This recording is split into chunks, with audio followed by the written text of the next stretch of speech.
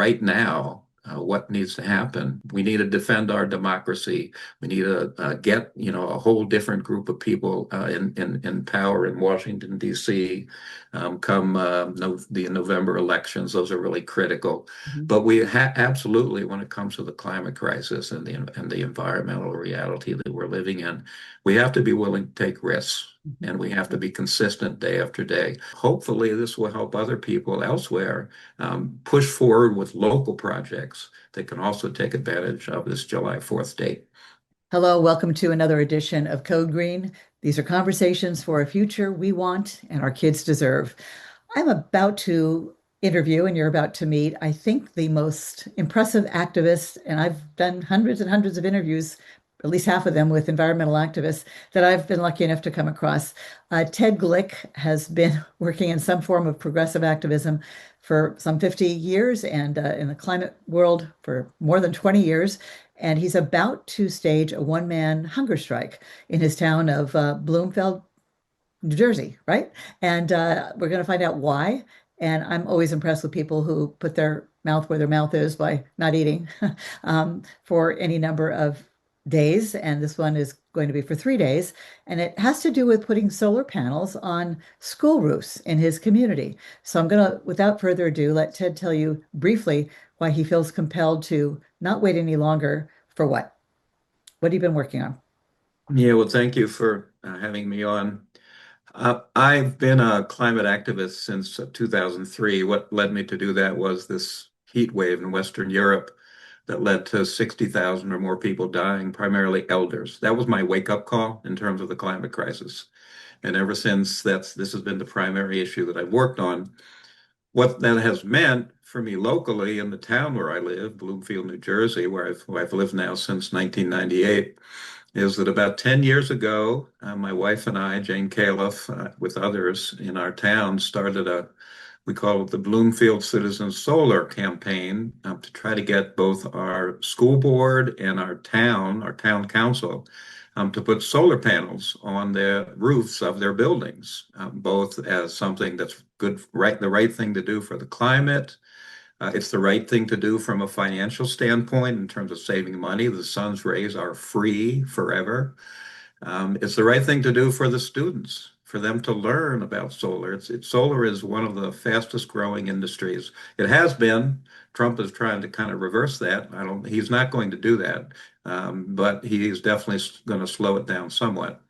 But it's a major industry where high school students can learn about a potential source of employment, doing something that's good for the community and good for the earth. So we've been working for 10 years. At various points, we've had our hopes up. Frankly, they've been dashed more than once. I can't get into all the details about why. The leadership, most of the leadership in our town for both the school board and the town council have been so difficult to do this, since it seems to us it makes a lot of sense financially and otherwise. But the specific about this 3-day hunger strike is that we have made a good bit of progress over the last year and a half. Some new leadership came on to the school board that was supportive of solar, and they've been working away at it. And just about a month and a half ago, two proposals were submitted at the request of the school board from companies that help boards of education to do a request for proposals process, to get a solar company, to choose a solar company through a competitive bidding process to put solar panels on roofs. The school board people know from analysis that's been done that a number of the roofs of their schools are good for solar. But for some reason, despite, again, in early November, these two proposals coming in to advance the process, they haven't done anything. It's been almost 2 months now. And that was the last straw for me. I just felt more had to be done. We've tried all the different normal ways that you use to try to get a government entity to do something. I have fasted before, so I know something about what's involved. And I'm 76, so Mm. fasting, a hunger strike isn't something generally most people who are 76 do. But I feel so strongly about this, and I feel that it does have some hope of breaking this log jam. So I, joined by other people, it's not just myself who are going to be doing this. We're going to be there from sunup to sundown outside the administrative headquarters of the Bloomfield Board of Education. We are reaching out to the press. We've gotten some press coverage already on this, and we're doing everything we can to bring pressure to bear. We only have a little over 6 months until July 4th of next year, kind of a significant date. That's the day when tax credits, federal tax credits, up to 30% federal tax credits will expire. That if on a local level, a solar project has been begun by and is being sponsored by local government or in this case the Board of Education or town a school board, then that project is eligible for an up to 30% tax credit to reduce the cost to the town or the school board. So that's a lot of the reason for this 3-day hunger strike. Also, there's some time immediacy here to move this forward. That's why I'm doing it. You say you'll be joined by others. Do you mean that they'll be coming in for parts of your one-man 3-day hunger strike, or are there people joining you for 3 days? All 3 days? Well, yeah, there's a local group that we have, the Bloomfield Citizen Solar Campaign. There will be other people with me there, on the sidewalk in front of this school administration building.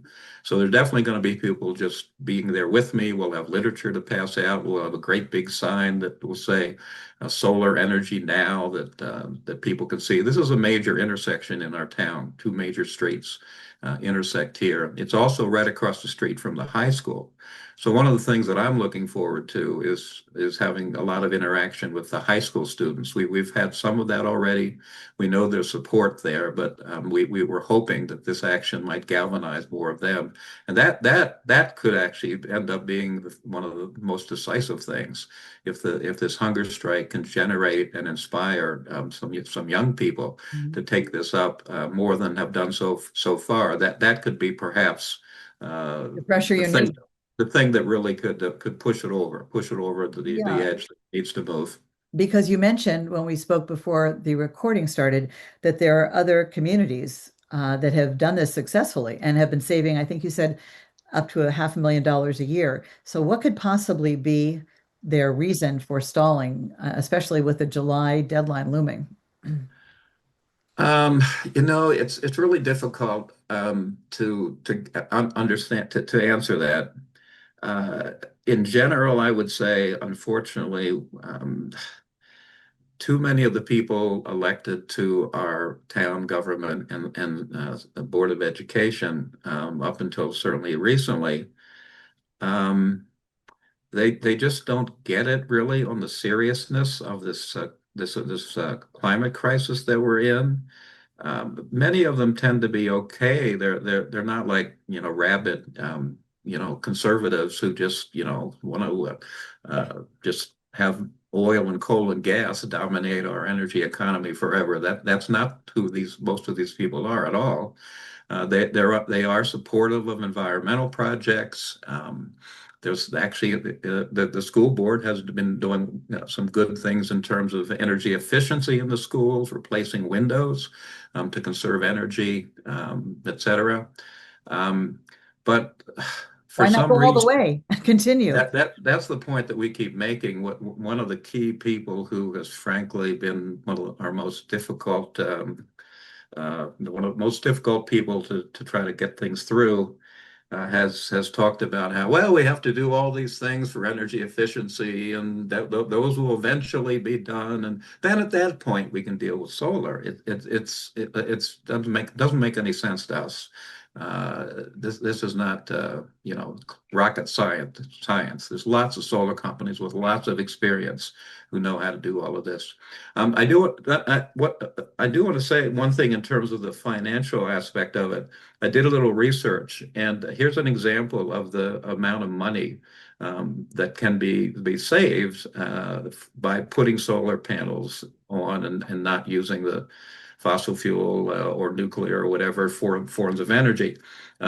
These are all towns in northern New Jersey that where they put panels on school roofs. In Ridgewood, they're saving $121,000 per year for 15 years. In Secaucus, they're saving $87,000 a year over a 15-year period. And in Wayne, where they did a lot more as far as the amount of solar energy installed, they're saving $400,000 a year in Wayne, New Jersey. Those are school districts. Those are all, again, we've explained all of this going way back years to people. So. The other aspect I do want to mention, though, about this hunger strike is uh, this July 4th date is important. It's the date at which there will no longer be any federal tax credits for the installation of wind or solar. Um, uh, there was an effort under the process that led to the so-called One Big Beautiful Bill. There was an effort to completely eliminate, like as of when that bill was passed, this past July, just eliminate immediately any tax credits, any financial support for wind and solar. That's the nature of the Trump regime. But fortunately, in the Senate, there were at least four senators who come from states where solar and wind are a large part of the state economies. And they said that they would not support this one big beautiful bill unless these tax credits were maintained for another year. So what that led to was this amendment or this part of that legislation, which allowed 1 year for these tax credits to continue as part of a federal program. And that's good. That's a good thing. That's a victory that was important. And I guess another aspect of what I hope this hunger strike can do is just bring attention to that fact. I'm sure there are a lot of people in local communities, probably in local communities where the school boards or the town governments would be much more friendly to solar than the ones, unfortunately, in our town. There may still be time to move something forward, to take advantage of this next like 6.5 months. Maybe actually a little. It's only a little bit more than 6 months actually right now in terms of July 4th. Mhm. So we're hoping that one additional thing that will come of this, in addition to the impacts that we have in our local town, is that we help to draw attention to that July 4th deadline for new solar projects to be gotten off the ground to be eligible for this 30% tax credit. That's so important and would seem to be a no-brainer, especially as we have extreme weather events happening all over the place. I think you said you're in 60-degree weather where it should be much more frigid. We are in California, Northern California, in between not one, but two, maybe more atmospheric rivers. Yes, we need the water, but not all at once. And I grew up in the Bay Area. It was rare if we got 4 or 5 days of, continual rain. This went on for a week. And then, of course, you have the polar vortex, which is one of the symptoms of climate change, the cold air coming down from the Arctic when it's not supposed to. So, I mean, in this moment, especially with Trump rolling back everything he can get his hands on, do you feel any increased urgency from them? I know you feel it. The protesters feel it. Not yet. Do I feel increased urgency from who? Does any, because things are so clear to anyone paying attention or looking into it, Right, that climate change has arrived and is causing damage, not in the future, not for our kids' future, but now. Have right. you noticed any change, any shift that you've been working 10 years for among the people you're trying to convince? Like, are they starting to get that, oh my gosh, this really is more urgent than we thought? Are they starting to tune into that at all, or are they not even?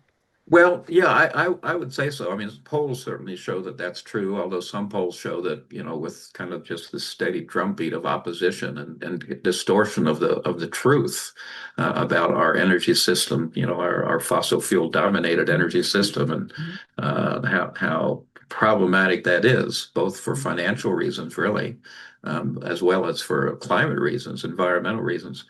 the Trump administration is doing everything they can to kind of demonize, these so essential technologies. So that, I think there's been some slippage there in terms of support. But overall, all my experience is certainly in our town is that there is a lot of support for solar. The issue there's very little direct opposition.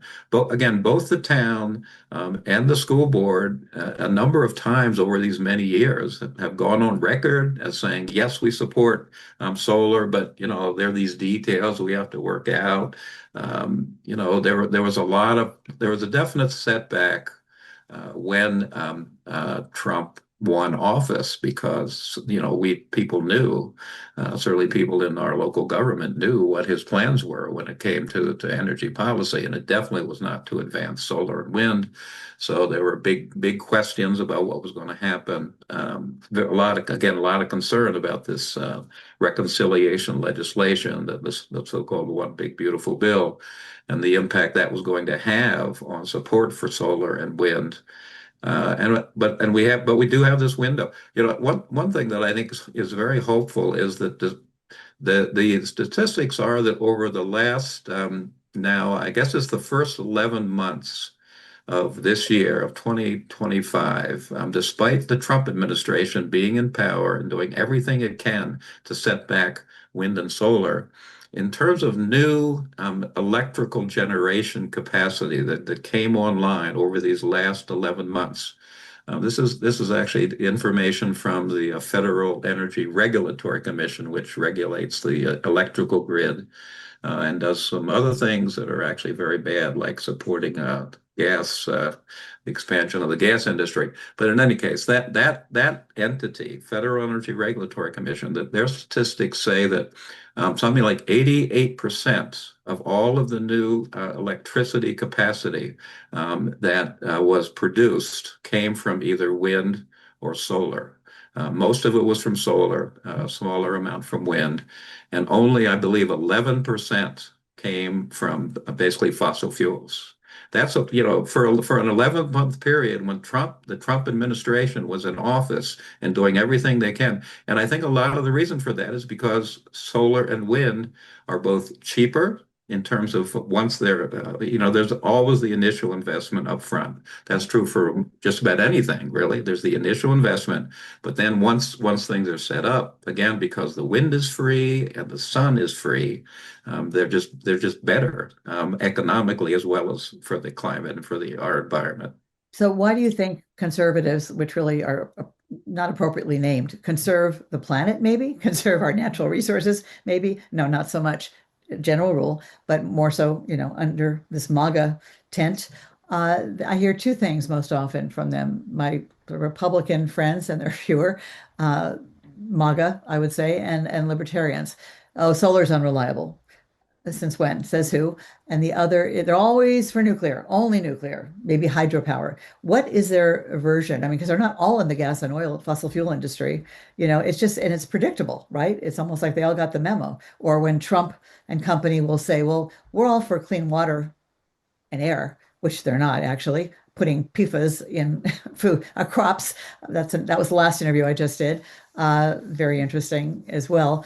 But they don't mention climate. They make it a point of not mentioning it because, of course, if they mention it, then they got to know what it is, bring attention to the fact that they're taking us in the wrong direction. But do you notice that too? And what's your response when you continuously hear that from certain corners? Well, I think I'd see two main things. One is that a lot of people have money invested in the fossil fuel industry, Mm, right? good point. And the fossil fuel industry is very dominant when it comes to the federal government, and frankly, that's been true for decades and decades. And it's also been true when there have been Democrats in office. The Democrats have, under Joe Biden, there was the Inflation Reduction Act that created these 10 years of subsidies. That was a very positive thing. So definitely there's a difference between the Democrats and Republicans, but you still had you still had a lot of power and influence of the fossil fuel industry there. But with the Trump regime, it's just like off the charts in terms of the interconnection between those in power and the fossil fuel industry, and the campaign contributions, et cetera, and the other ways that they have of dominating energy policies. So I think that's huge. That's very huge. But I think another aspect with the Republicans here, these MAGA Republicans, is frankly they're very they tend to be kind of racist and they tend to be kind of sexist. And I think it's like a macho thing almost, The macho way to get our electricity is to kind of dig it out of the earth and kind of, use all these huge machines and everything. And it's like, solar and wind. Oh, gee whiz. It's just like, I Hippie mean, stuff. it's weird. It's weird, but I think it's a real thing. What about When you nuclear? Why do they always love nuclear if they have to choose one? well, nuclear, I guess there's some similarity to fossil fuels. It is a major, I mean, Industry. about 20% of our nationally, 20% of electricity comes from nuclear. So I think it is a kind of a centralized, kind of huge structure using lots of cement, entity. And it's similar in that way to fossil fuels, right? It's And, kind of and they it see seems, it as a way to make more money. I think yeah, there's a lot of it, but it is also this ideological macho thing that it does at work, I think. yeah, it seems like it's an industry, not unlike fossil fuels in that sense. There's money to be made, but there's a lot, it costs money to build these plants, even the smaller ones, and they take a long time. And then there's the spills, accidents, and I don't think AI is going to stop that. If anything, might make it more dangerous, more people with more nuclear, you know, ingredients, if you will, and crazier people all the time. So let's see. What I want to focus on two things now. One, they know that you're going to be doing this hunger strike, and what's their response? Yes. Do you think they're concerned about all the attention you're hopefully going to bring? Yeah, at the last meeting of our Board of Education, the school board in Bloomfield, it was December 16th, and we announced our plan to do this and explain how we were going to do it and so on.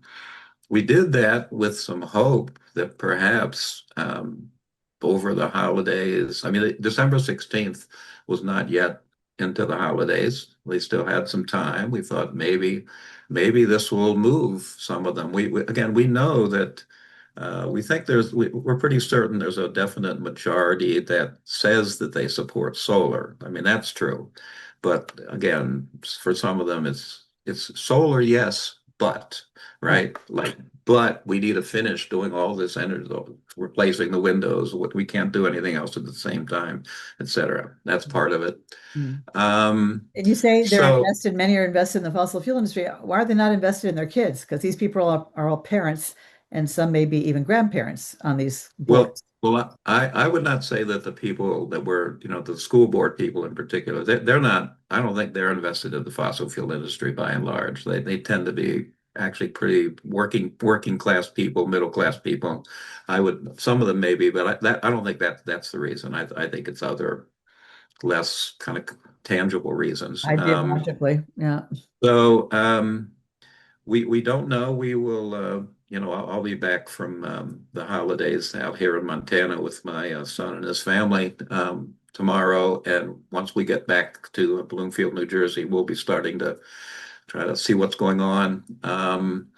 We I guess we'll have to see. We know that key leadership on the school board would like this to move forward. The other aspect that maybe that will be very helpful to us is that there were elections for the school board that happened in November and in New Jersey, and two of the opponents of solar on the school board lost, or actually they neither of them ran. They actually stepped down, And in terms of the new school board members coming in, two of the three are definite solar supporters. Our group supported them. So there's now more support. There's definitely majority support for solar on the school board. The question again is if they're willing to kind of really make it happen, and just kind of push through. It's kind of just these hesitations and kind of excuses almost that just keep coming up. So Well, again, that's why we're doing the hunger strike, to try to underline, look, get with it, just move on this thing. So, before July. well, yeah, before July, yes, move on it now so that it's possible to get a solar company to do the work by July 4th to begin the work, because that's the criteria for this July 4th date. It's not that the project has to be finished, but the work needs to be undertaken Mhm. before July 4th, and then the project is eligible for these 30% tax credits. And of course, July 4th is a 250th anniversary of this country being established, basically. And you have been arrested over Vietnam, over Nixon, going way back. How many times have you been arrested? And would you say, Uh, and and given where we are right now at this big, milestone, are things just as urgent, more urgent? Because you're a stalwart. I mean, I hope they're not going to underestimate your ability to go 3 days. You've done multiple fasts. You've been arrested. You're not afraid. You have a great track record for activism. Yeah, they know who I am. I mean, I haven't hidden my past and what I do. I actually I have been arrested 33 times going back to the Vietnam War. A lot of them now have been on the climate issue, the climate crisis over these last 20 years in various ways. Um, I uh, I do think that sometimes, I in the statement that I read, to the school board at their meeting, December 16th, I referenced Gandhi. I learned about Gandhi, Mohandas Gandhi, in the 1960s when I was at college in Iowa. And I was, impressed and affected. And one of the things that he said was that fasting or hunger strike, because actually he really did more like hunger strikes. His were usually very political in terms of whenever he didn't eat. They were about hunger striking for what was needed by for independence in particular from Britain. Um, but he said fasting is the sincerest form of prayer. And I am a spiritual person. I do go to a local church. I see myself more as a person who's draws my spirituality from indigenous spirituality and the kind of connection to nature. That's really where I come from on that piece of it. But I've come to believe in prayer. I've come to learn about prayer. And I do have this experience with some of these other fasts that I've been on, that when you are not eating for a long period of time, you have to think about, why am I doing this? I mean, you just are forced to, why, you're feeling the hunger pangs, you're getting weaker, all these things. And why are you doing it? So you're forced to kind of figure out what you believe is most important, right? Is this really so important that I'm willing to keep starving myself for however long it is? Um, and again, there's no question that right now, what needs to happen? We need to defend our democracy. We need to get, a whole different group of people in power in Washington, D.C. Come the November elections. Those are really critical. Mhm. But we absolutely, when it comes to the climate crisis and the environmental reality that we're living in, we have to be willing to take risks, Mhm. and we have to be consistent day after day. Mhm. That's what I've tried to do.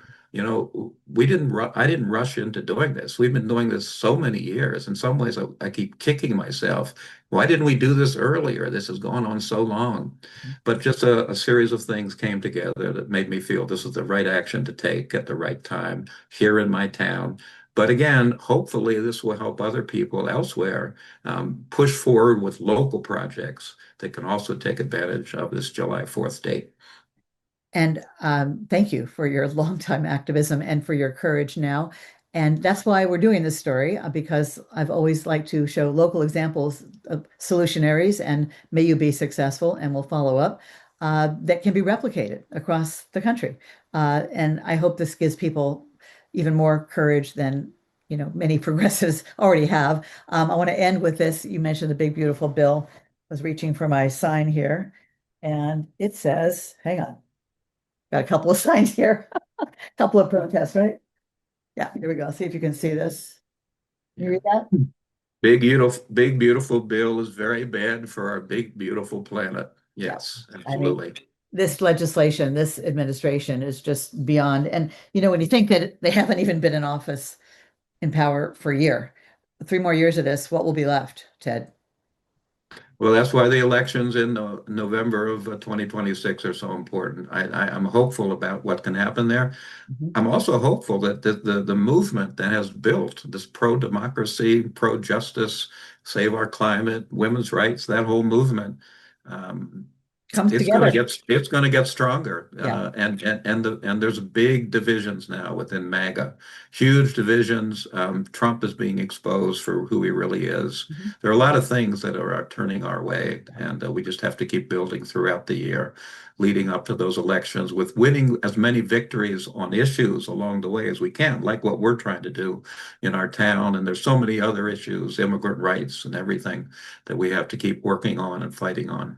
And guess what? Grocery prices are not down. So his Yes. campaign promises are clearly, which some of us could have predicted, going nowhere. And I think that may alienate just enough people to tip the needle the other direction. Even if they don't have political positions, that's what everyone's concerned about. Well, it's eggs are no less cheaper. Maybe eggs are, but that may be the only thing that maybe they made. How do you even make groceries cheaper? It's not even like you can wave a wand, It's so silly. And we saw the impact of that again in these elections that just happened in November. I mean, the pro-Trump candidates lost in major ways all over the country. Mm, It wasn't every state, but many states had elections that show that there has been a shift. There's mm, a shift in the in where the electorate is now, mm, and I think a lot of it is because of what you said. People don't know, they realize that they were fooled. Some of the folks who voted for him, they were fooled.